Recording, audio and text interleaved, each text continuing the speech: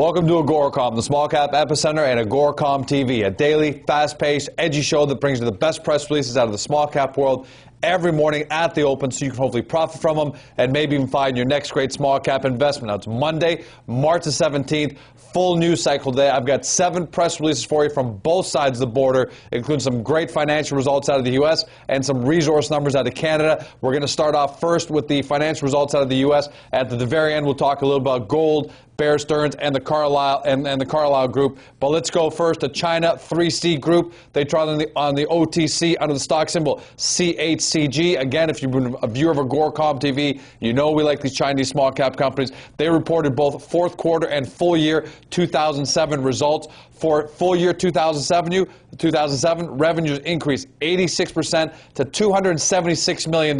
Net income up 103% to $22.9 million. Diluted earnings per share results of 44 cents per share. The company closed yesterday at $2.12, so 44 cents per share. That meets the company's forecast. Now, they are talking the first quarter 2008 are going to have revenues drop by as much as 15 to 20% on the quarter. Why? If you remember, we had snowstorms in January and February that literally paralyzed much of China. That obviously impacted sales, and you can't get those back. So they are calling for a weak Q1. But I do like companies like this that take the bull by the horns and take a lead by announcing it in advance. The company expects total sales for 2008 to trend between flat to a decrease of approximately 5%. And I'm sure a lot of that has to do with what happened in the first quarter. Nonetheless, unbelievable results for the year. Closed yesterday at $2.12.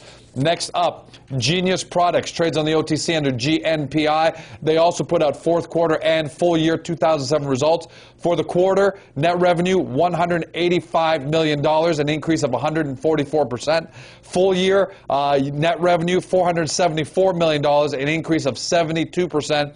Adjusted EBITDA $12 million. What does the company do? They're an independent home entertainment distribution company. They produce, license, distribute a valuable library of motion pictures, television program, family lifestyle, and trend entertainment on DVD, as well as a number of other things on various platforms. They closed yesterday at $1.07. 52-week high there, $3.32. So you might want to take a look at why they dropped so far, but good results out of Genius Products. QPC Lasers making a repeat performance on the AGORACOM, trades on the OTC under QPCI. They as well put out Q4 and year-end financials.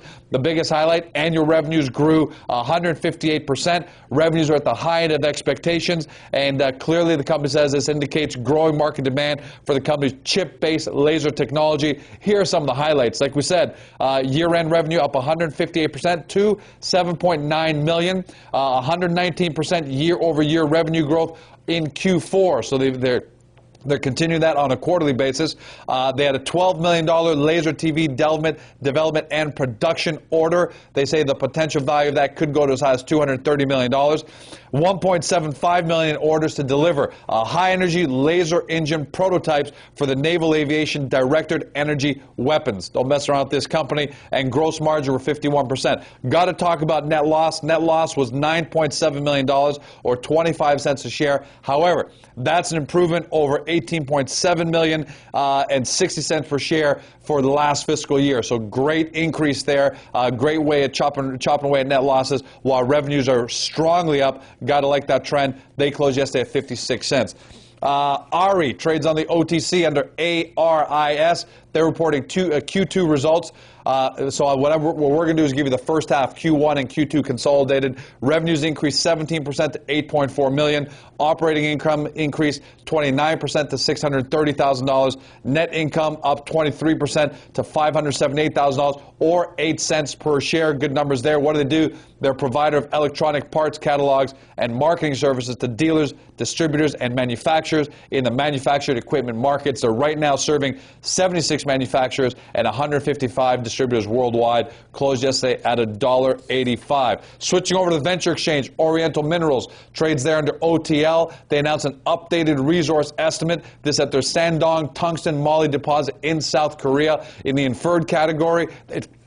They have 68 million tons of 0.29% tungsten trioxide and 0.05% moly disulfide. That's inferred. In the indicated category, 13 million tons of 0.32% tungsten trioxide and 0.06% moly disulfide.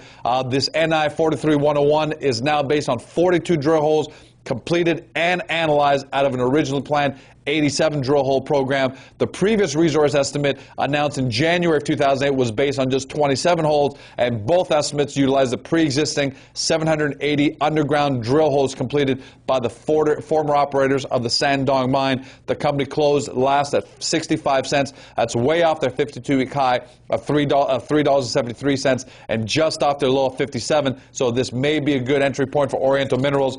Do your own due diligence there. Alberta Star trades on the venture under ASX. They announced that they intersected 43.5 meters of just under 41 grams per ton of silver mineralization. This is at their El Dorado project in the Northwest Territories. These are assays from the final 4 drill holes of their 18-hole Phase 2 drill program. The company continues to intersect polymetallic mineralization in its drilling. Here are some examples. Hole 0727, 43.5 meters of 40.41 grams per ton of silver, like we said. But on top of that, 0.2% copper, 0.14% lead, and 0.15% zinc. Similar numbers in hole 0726 and 0725. Definitely go take a look at those in the press release. They closed yesterday at 41.5 cents. And finally, Magellan Minerals trades on the venture under MNM. They announced that they drilled 174 meters of 1.46 grams per ton of gold and confirming a discovery. This is at the central target on their project in northern Brazil. These are as well our assay results on the further 4 drill holes of a drill program currently in place. A total of 30 holes have been completed, but assays are pending on 22. Highlights from the current result include the one I just told you about, but let's go to hole 1507.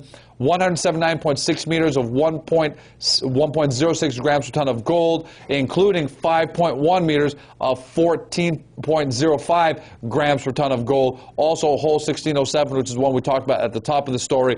Big numbers there as well. They're saying these results confirm the discovery of significant gold mineralization undercover at the southern end of the central soil anomaly. They closed yesterday at $1.85, just off their 52-week high of $2. With numbers like that, not a surprise. And finally, got one trade halt for you here. Maudore Minerals trades on the venture under MAO. They were halted this morning, pending news, so keep a lookout for that and see what they may come out with. And obviously the big news of the day in the markets everywhere is the virtual meltdown of Bear Stearns. Even though they were acquired by JP Morgan for $2, you might as well call that going belly up. That's big news. Makes a lot of people wonder who's going to be next and how bad is this problem. You also have the Carlyle Group and their subsidiary there, or one of their related companies, that announced that they're liquidating their fund completely. Creditors have pretty much taken over all the assets. That's big news there as well. With that, gold overnight hit a high of $1,030, just over that. Right now is the time of taping. It's down to $1,005, but this has become a typical pattern.